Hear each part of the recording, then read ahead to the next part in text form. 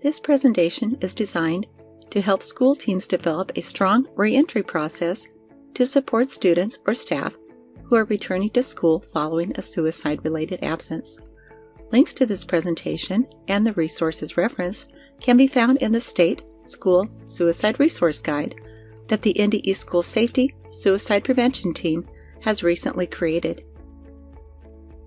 We will be referencing these NDE resources that were developed by our suicide prevention team for this presentation. You may wish to stop this video and download them now.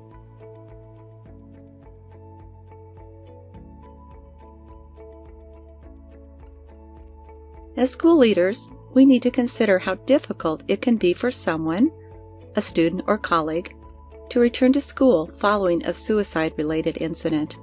As we will be discussing, they are actually at higher risk for suicidal behavior in the initial weeks or months after they return. This is why it is so important to have strong policies and procedures in place to provide needed support. In this presentation, we will be looking at why we are concerned and identify factors that surround the increased risk. We will then dig into procedures that schools can use to improve the success of students as they re-enter. We will also be outlining steps that you can take in developing a reentry safety plan. We are reminded that suicide truly is a major concern for schools today. You will note that in Nebraska, suicide is the second leading cause of death for 10 to 24-year-olds and the 10th leading cause of death overall. Right now in your building, there are students and staff who are experiencing a crisis or have a mental health concern that could be placing them at risk of suicide. This is a reality that we all need to understand. The Harvard School of Public Health reminds that one of the biggest risk factors for suicide is having made a previous attempt. And unfortunately, people who were hospitalized for suicidal behaviors die by suicide at a far greater rate than the general public. We know that during the early months after students return to school, they are most at risk. In fact, a 2017 study found that people who were discharged after being treated for suicidal thoughts and behaviors were nearly 200 times more likely to die by suicide in the first 3 months after discharge.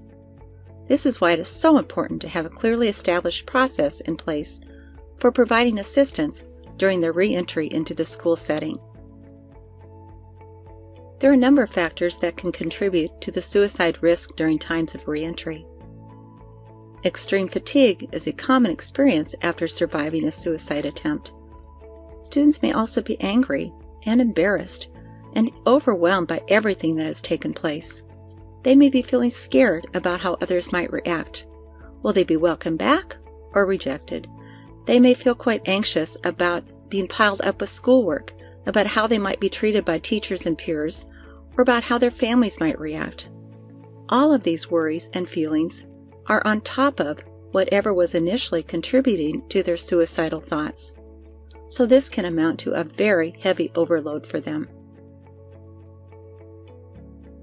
Another factor that can contribute to increased suicide risk involves their medical treatment, with medication often part of a student's treatment plan when depression and suicide risk are evident.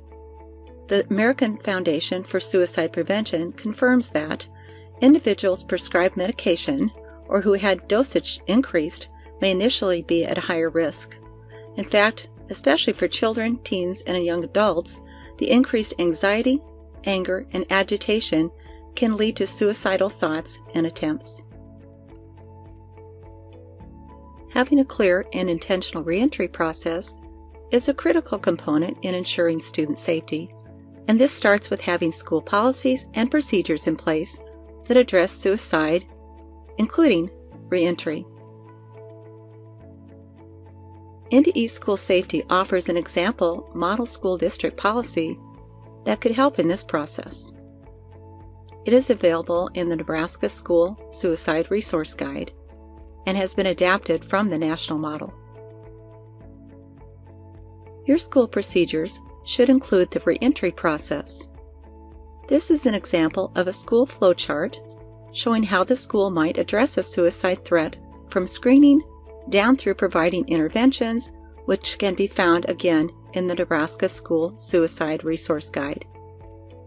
The reentry steps are included in the event that a student leaves school, possibly being hospitalized. We're going to review an example of what these steps might look like.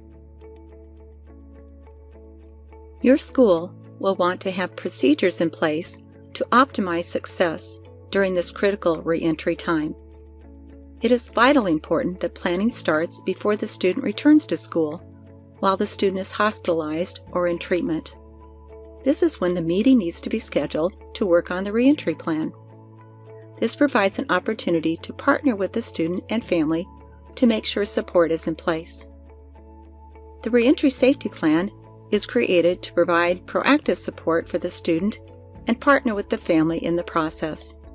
The plan will include components to promote communication between all parties and decisions about accommodations that will be needed.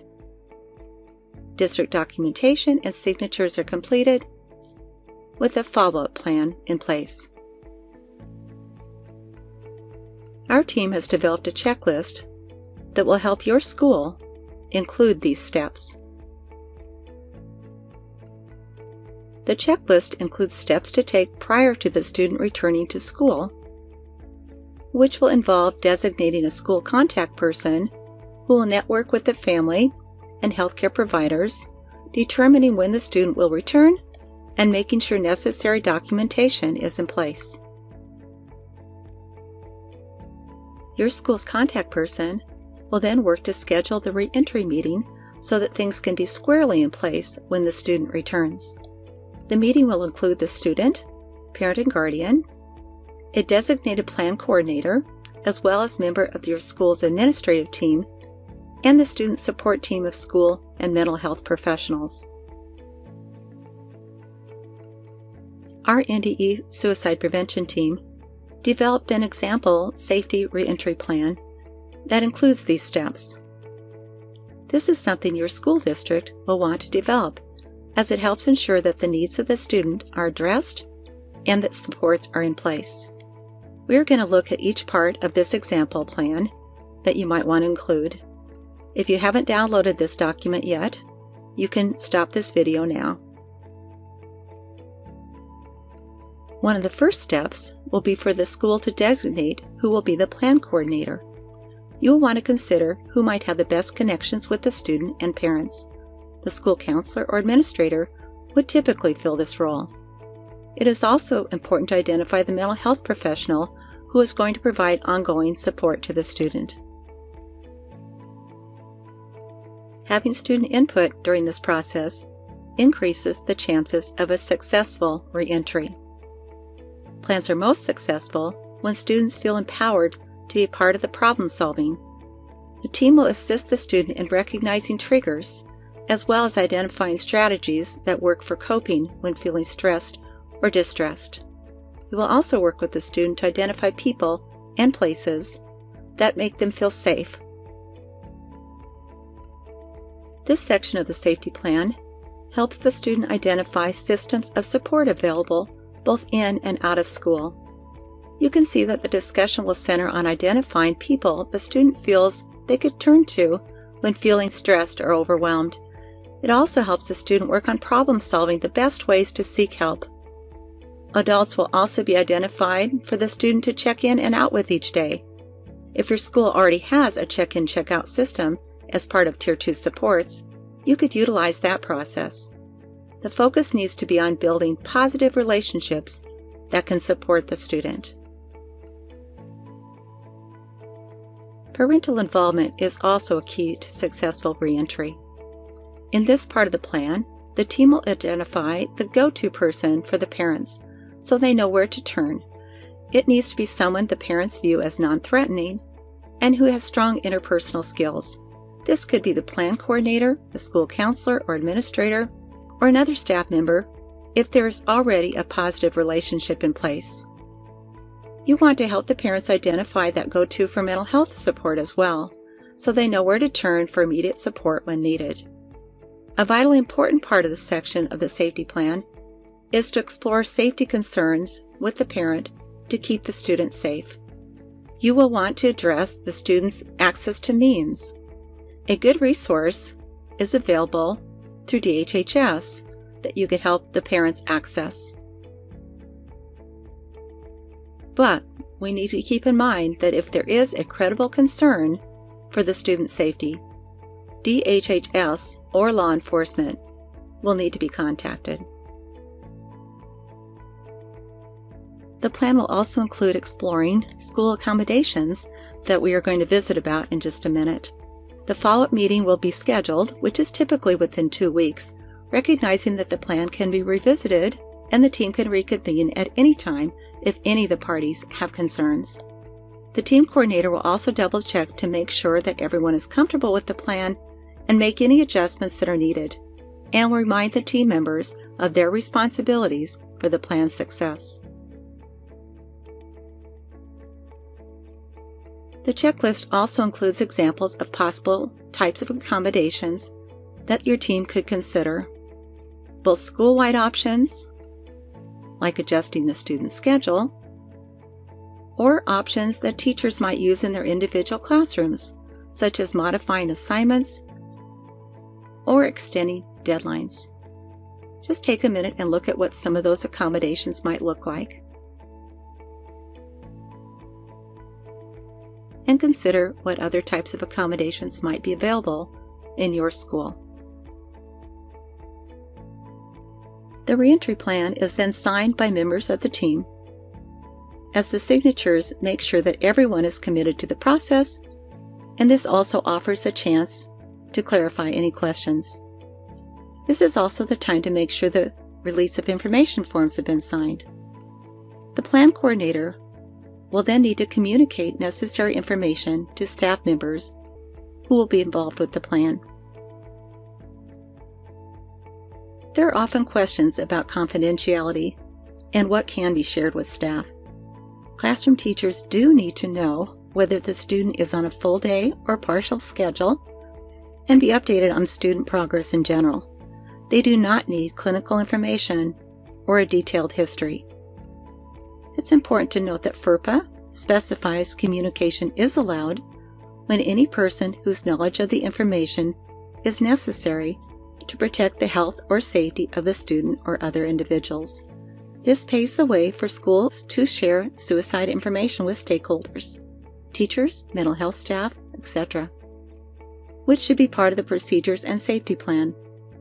So the plan coordinator will convey the elements of the reentry plan to staff who will be involved with the student. Our NDE team has also developed a set of tips with a handout and a video that school teams can share with teachers to help them be better prepared to identify the challenges students may be facing and types of support they can offer during reentry. In some cases, a 504 plan might be warranted. We need to keep in mind that a diagnosed mental health condition is no different than any other chronic health condition. The student may need medication administered and monitored at school, or if it appears that there may be a need for intensive or long-term accommodations, the 504 plan might be worth considering. Section 504 does include mental impairment, which significantly limits one or more major life activities, and learning is listed as one of those major life activities. This is something that could be explored with your school psychologist. So in summary, your school will want to have procedures in place to optimize success during this critical reentry time. With planning starting before the student returns to school, while the student is hospitalized or in treatment. This is when the meeting needs to be scheduled to work on the reentry plan. This provides the opportunity to partner with the student and family to create the reentry safety plan. The plan will include components to promote communication between all parties and decisions about accommodations will be made. District documentation and signatures are also completed, and follow-up will then be put into place. These steps will help ensure the success of students during this critical re-entry time. In closing, we are reminded that one of the most important things we can do on this earth is to let people know they are not alone. This is especially important to keep in mind for students and staff during re-entry. We appreciate the opportunity to share this information with you. Please feel free to contact our NDE team if you have questions or need additional information.